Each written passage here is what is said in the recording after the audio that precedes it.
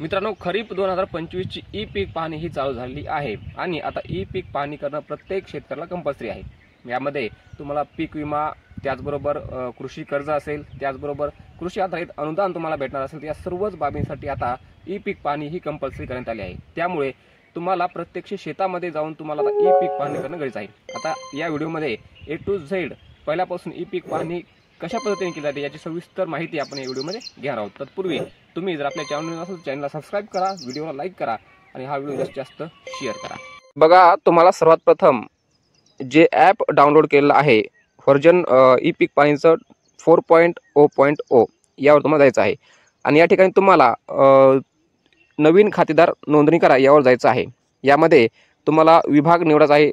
माझा विभाग आहे छत्रपती संभाजीनगर। त्याबद्दल नंतर तुम्हाला जिल्हा निवडायचा आहे। यानंतर खाली तालुका तुमचा निवडायचा आहे।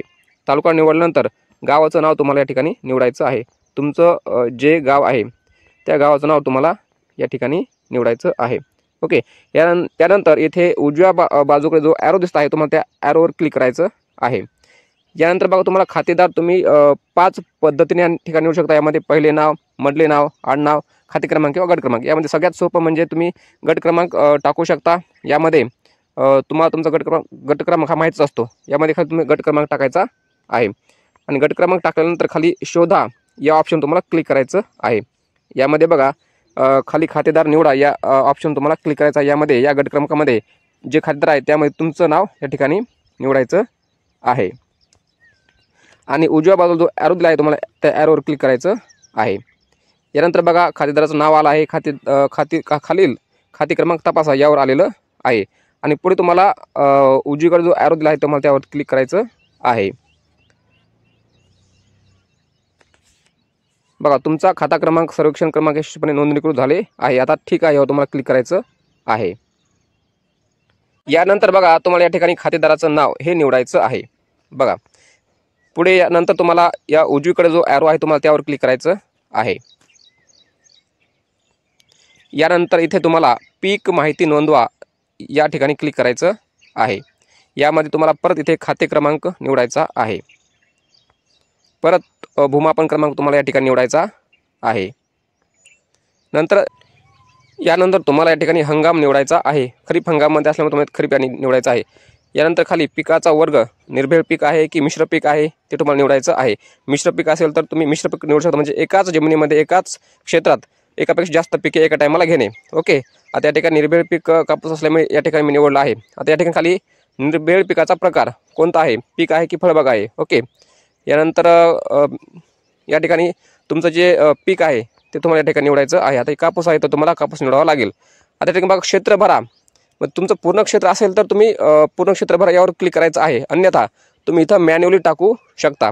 ओके, आता या ठिकाणी बघा, क्षेत्र भरामध्ये या ठिकाणी 0.20 एवढ्या क्षेत्रावर मी या ठिकाणी कापूस लागवड केली आहे, त्यामुळे मी 0.20 असं मॅन्युअल टाकलेलं आहे। आता जलसिंचनाचे साधने या ठिकाणी तुम्हाला निवडायचं आहे। अजलसिंचित म्हणजे कोरडवाहू, खाजगी कालवा, सरकारी कालवा, कूपनलिका, बोरवेल, विहीर, तलाव, बंधारा, जलाशय, उपसा सिंचन, नदी, नाला, शेततळे, सामूहिक शेततळे, अशा बरेच ऑप्शन आहेत। तुमचं जे असेल ते तुम्हाला या ठिकाणी निवडायचं आहे आणि या ठिकाणी सिंचन पद्धती तुम्हाला निवडायची आहे। ओके, आता पुढे या सिंचन पद्धतीमध्ये तुम्हाला ठिबक सिंचन आहे, तुषार सिंचन आहे, प्रवाही सिंचन आहे, अन्य प्रकारचे सिंचन आहे। ओके, आता खाली लागवडीचा दिनांक तुम्हाला या ठिकाणी निवडायचा आहे। म्हणजे या ठिकाणी बघा, आता डावीकडे स्क्रोल केलं महिना तर जून महिना येतो। शक्यतो कापूस हा जून महिन्यात लागवड केली जाते आणि तुम्ही पीक विमा भरताना कोणती तारीख टाकली आहे तीच शक्यतो या ठिकाणी तुम्ही टाकणं गरजेचं आहे। बघा, 15 जून 2025ला मी लागवड केलेली होती। ओके, आणि आता पुढे जा यावर तुम्हाला क्लिक करायचं आहे। आता या ठिकाणी बघा, नाव आहे, खाते क्रमांक येतो, गट क्रमांक येतो आणि या ठिकाणी बघा गट क्रमांक जो नकाशा दिलेला आहे आणि या ठिकाणी बघा निवडलेल्या गटापासून चे अंतर हे 0.0 मीटर आहे। त्यामुळे तुम्हाला आता इथे अद्ययावत करा खाली यावर तुम्हाला क्लिक करायचं आहे। ओके, आणि तुम्हाला आता पुढे जा या ऑप्शन तुम्हाला क्लिक करायचं आहे। आता इथे बघा, पिकाचे छायाचित्र 1 आणि 2 तुम्हाला दोन्ही छायाचित्र हे वेगवेगळ्या अँगलने घ्यायचे आहेत। आता बघा, छायाचित्र क्रमांक 1 यावर तुम्हाला क्लिक करायचं आहे।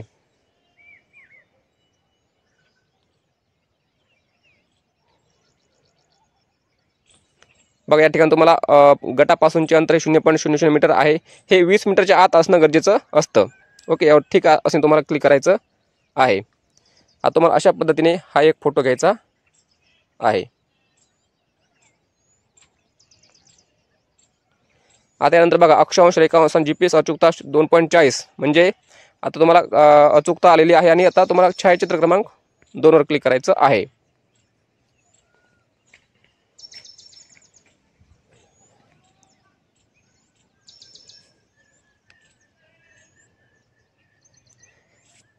ठीक आहे, यावर तुम्हाला क्लिक करायचं आहे.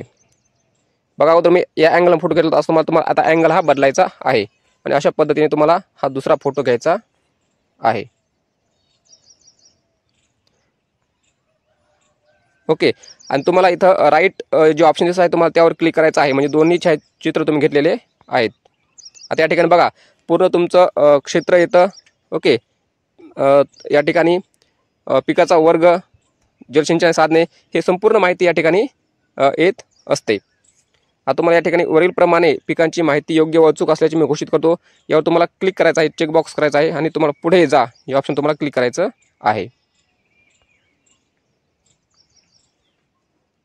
बघा पिकाची माहिती साठवली आणि अपलोड झाली आहे. ठीक आहे, यावर तुम्हाला क्लिक करायचं आहे. आता या ठिकाणी तुमची माहिती अपलोड झाली आहे का नाही हे चेक करण्यासाठी तुम्हाला पिकांची माहिती पहा यावर क्लिक करायचं आहे. तर बघा या ठिकाणी पूर्ण माहिती आहे, जिल्हा, गाव, त्याचबरोबर तुमचे जे क्षेत्र भरले आहे तेवढे क्षेत्र, हंगाम, लागवड दिनांक आणि पिकाचा प्रकार. या ठिकाणी बघा माहिती दुरुस्ती करा किंवा नष्ट करा, या ठिकाणी 2 ऑप्शन आहेत. दुरुस्ती करायची असेल तर तुम्ही दुरुस्ती करा यावर तुम्ही क्लिक करू शकता. आणि नष्ट करायची असेल म्हणजे ही माहिती तुम्हाला जर डिलीट करायची असेल तुम्ही ही माहिती डिलीट करू शकता. ओके, अशा पद्धतीने तुम्ही तुमच्या पिकाची पीक पाहणी करू शकता. आता पुढे तुम्हाला आणखी दुसऱ्या पिकाची माहिती भरायची असेल तर तुम्हाला इथे पीक पेरणीची माहिती भरा यावर क्लिक करायचं आहे. आणि परत तुम्हाला प्रोसेस करायची आहे. खाते क्रमांक, भूमापन क्रमांक, हंगाम, पिकाचा वर्ग हे सगळं निवडायचं आहे. आणि सगळी प्रोसेस डबल अशीच करायची आहे. अशा पद्धतीने तुम्ही तुमची पीक पाहणी ही करू शकता. यानंतर बघा तुमच्या गावच्या खातेदारामध्ये तुमची पीक पाहणी झाली आहे का नाही हे पाहण्यासाठी तुम्हाला या ठिकाणी गावाचे खातेदारांची पीक पाहणी यावर तुम्हाला क्लिक करायचं आहे.